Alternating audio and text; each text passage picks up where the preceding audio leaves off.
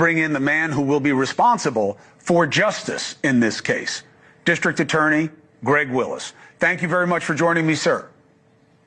Good to be with you, Chris. So you have charged first-degree murder on the books in your state. That means he knew what he was doing. He had time to plan and think about what he was doing, and he did it with an intent to kill. Is that what you believe? Well, let me just say this. That's what he has been arrested for. My office has not yet received the case. But I will say this, Chris, this case has really struck a nerve in our community. I mean, people are upset, and rightfully so. I mean, we've lost a young life, and the pain is real. At a time like this, it's hard for anyone to be level-headed about this, but that's our job, to be steady, be fact-based, and to follow the truth wherever it may lead. What do you need to know under the law in your jurisdiction for self-defense to apply? Well, as you can imagine, it's very fact-based, and of course I can't address the particular case, but that's what's so important.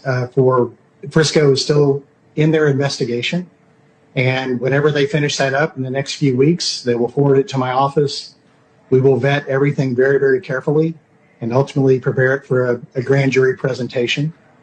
And so the grand jury will decide whether this case goes forward. I mean, I would expect it to, because most cases do go forward, but I can't comment on this particular one. I got it. I just want people to understand the standard. What does self-defense mean under your law?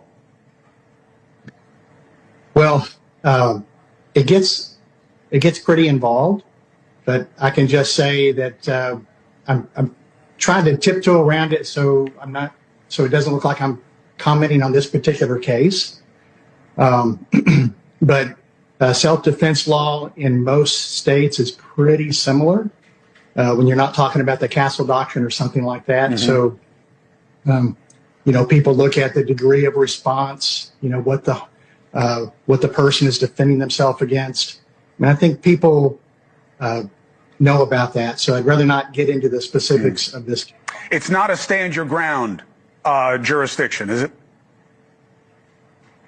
Well, in a situation like this where you're at a school, well, there I go. You know, if you're outside of your home, then I would just say it's a pretty reasonable thing. People can say, hey, what's reasonable under the circumstances? And this person felt threatened for their life. How did they respond? Did they not feel threatened for their life? Did they feel something less than that? Then